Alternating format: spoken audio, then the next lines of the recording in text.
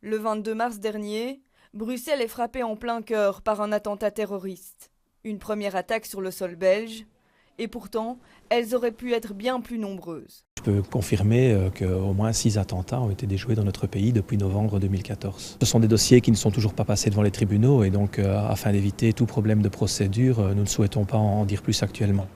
Communication prudente donc de la part de la police fédérale.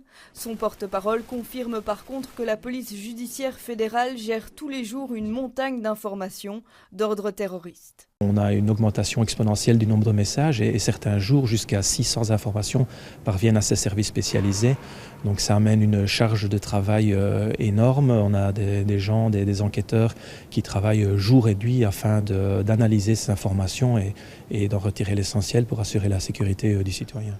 En tout, ce sont 45%, soit presque un policier judiciaire sur 2, qui sont aujourd'hui mobilisés pour des dossiers terroristes.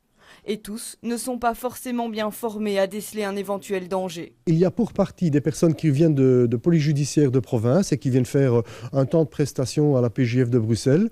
Ces personnes sont chevronnées et ont une certaine expérience du domaine terreau, donc elles sont directement efficaces, je vais le dire ainsi.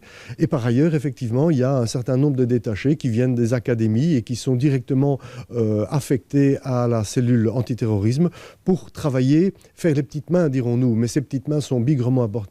Il y a effectivement des strates de contrôle qui ont été mises en place pour éviter qu'une information passe à travers le filtre et tombe finalement dans l'oubli, ne soit pas traitée. Maintenant, comme je l'ai dit, le travail policier, c'est une obligation de moyens, ce n'est pas une obligation de résultat. Reste que les techniques d'enquête ont évolué. La police mise moins sur les écoutes téléphoniques que sur les informations récoltées auprès des citoyens ou des agents de quartier. Un retour aux méthodes de base pour éviter que la Belgique ne revive ce cauchemar.